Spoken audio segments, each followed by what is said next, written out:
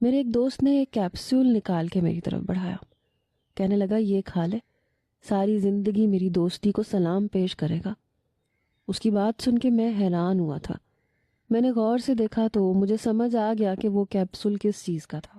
میں نے انکار میں سر ہلایا، کہا کہ مجھے اس کی ضرورت نہیں ہے، لیکن میرا دوسرا دوست پیچھے پڑ گیا، کہنے لگا کھا لے، ایسا نہ ہو ماریا کے سامنے تو کم پڑ جائے، ویسے بھی وہ تو جوالا مکھی ہے، تجھے ہی زیر کر کے رکھ دے گی، پھر ساری زندگی تجھے اس بات پہ پوچھتی رہے گی اور تو اس کی غلامی کرتا رہے گا۔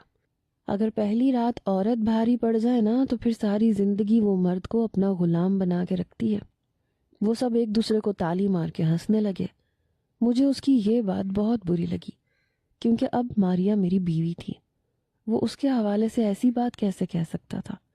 میں نے ناراضگی سے کہا کہ خبردار جو ماریا کے بارے میں ایسی کوئی بات کی۔ میرے دوست نے فوراً کان پکڑا، کہنے لگے نہیں کرتے یار، مذاق کر رہے تھے، مگر یہ تو کھا لے۔ پھر ایک دوست نے جلدی سے پانی میرے آگے کر دیا۔ سب نے زبردستی مجھے وہ کیپسول کھلا کے ہی دم لیا۔ بہت سالوں سے ہم ایک دوسرے کے ساتھ تھے، یہی وجہ تھی کہ ان چاروں نے کسی نہ کسی طرح مجھے قابو کر ہی لیا تھا۔ پھر سارے دوست کہنے لگے چل باہر چلتے ہیں، چائے پئیں گے، پھر وہاں سے تو واپس آ کے اپنی بیوی کے پاس چلے جانا۔ میں نے انکار کیا۔ میں نے کہا اب اگر میں تم لوگوں کے ساتھ کہیں گیا تو اماں بہت غصہ کریں گی۔